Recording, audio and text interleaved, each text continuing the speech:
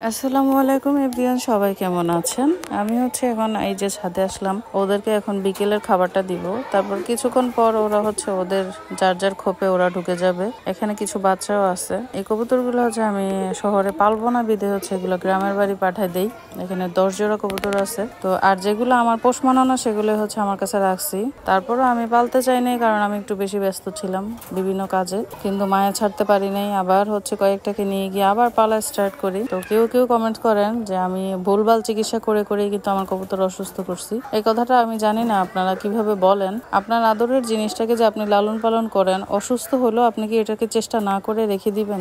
আমি তো চাইলে ওকে হয়তো কাউকে দিয়ে দিতে পারতাম। তাহলে কিভাবে আপনারা এটা বলেন ভুলভাল চিকিৎসা করে আমি আমার কবুতর অসুস্থ করে দিছি? আমি আমার আদরের জিনিসকে আমি ভুলভাল চিকিৎসা কেনই দিব? আমি তো সরকারি হসপিটাল নিয়েছিলাম, ওখানে নেওয়ার পর থেকেই আমার কবুতর অসুস্থ হয়। তো সরকারি হসপিটাল যে নিয়েছিলাম সেটা একটা চোখের সমস্যা ছিল, ওই জন্য আমি নিয়েছিলাম। নেওয়ার পরে ওখানে ভিডিওটাও আছে, একটা বড় ভিডিও। তো ওই ভিডিওতে আপনারা ভালো করে দেখে নেবেন যে আমার আসলে কবুতরের কি তেমন বেশি সমস্যা ছিল না অল্প ছিল। আমি ওখানে নেওয়ার পর থেকে একটা কবুতর থেকে অসুস্থ হইতে হইতে এখন আমার সবগুলো কবুতর অসুস্থ। তো আমি এগুলোকে চিকিৎসা করাবো না। আর আমি ভুলভাল চিকিৎসা করাই খেসারতকে আমি নিজে দিচ্ছি। আপনাদের যদি এটা মনে হয় তাহলে সেটাই। আমি এত কষ্ট করে 2টা বেলা ওদেরকে নিজের হাতে ধরে খাওয়াই দিই, ওষুধ এবং খাবার এবং পানিটা আমি আগে খাওয়াই দিতে হয়তো, এখন সেটা হয় না, কারণ এখন নিজেরা পানিটা খায়। আলহামদুলিল্লাহ আগের থেকে ভালো আছে। আপনারা দোয়া করবেন। যারা এই ধরনের কমেন্টস গুলো করেন, আসলে মনটা ভেঙে যায়, চেষ্টাটা আর করতে ইচ্ছা করে না, বুঝছেন? তারপরও আমি মাঝে মাঝে নিজেকে বলি যে আপনাদের জন্য কেন আমি আমার চেষ্টাটা হারাবো?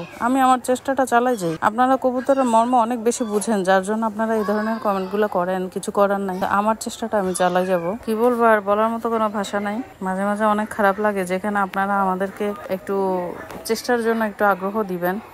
যারা যারা অনেক রকমের ওষুধের কথা বলছেন, আমি তাদেরকে অনেক ধন্যবাদ যে আমাকে নিউরোবির একটা ইনজেকশনের কথা বলছেন। সেটা ইনশাল্লাহ আমি আমার কবুতরগুলোকে ওষুধের কোর্সটা কমপ্লিট করানোর পর ওইটা আমি চেষ্টা করব।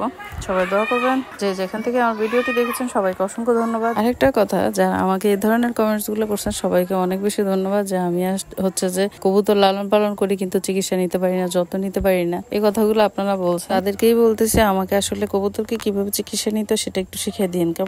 ধন্যবাদ সবাইকে।